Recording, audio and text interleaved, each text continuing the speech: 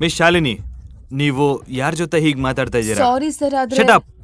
ನಿನ್ನ ವರ್ತನೆ ನಿನ್ನ ಕೆಲಸದಿಂದ ತೆಗೆದುಹಾಕ್ಬೋದು ಅನ್ನೋದು ನಿನಗೆ ಗೊತ್ತಾ?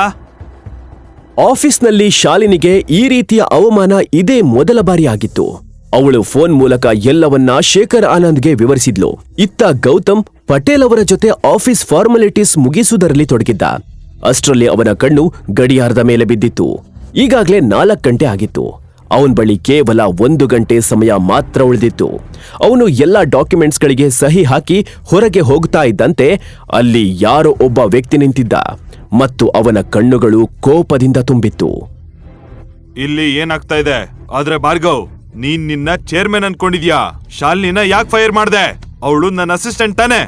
ನಿನಗೆ ಎಷ್ಟು ಧೈರ್ಯ ಈ ರೀತಿ ಮಾಡೋಕೆ? ಹೇಳು. ಈ ಅಧಿಕಾರನ ನಾನು ಮಿಸ್ಟರ್ ಭಾರ್ಗವ್ಗೆ ಕೊಟ್ಟಿದ್ದೀನಿ. ಇಂದಿನಿಂದ ಅವರೇ ಈ ಕಂಪನಿಯ ಚೇರ್ಮನ್. ಹೌದಾ? ಹಾಗಾದ್ರೆ ನೀವ್ ಯಾರು ಅಂತ ನಾನು ಕೇಳ್ಬಹುದಾ?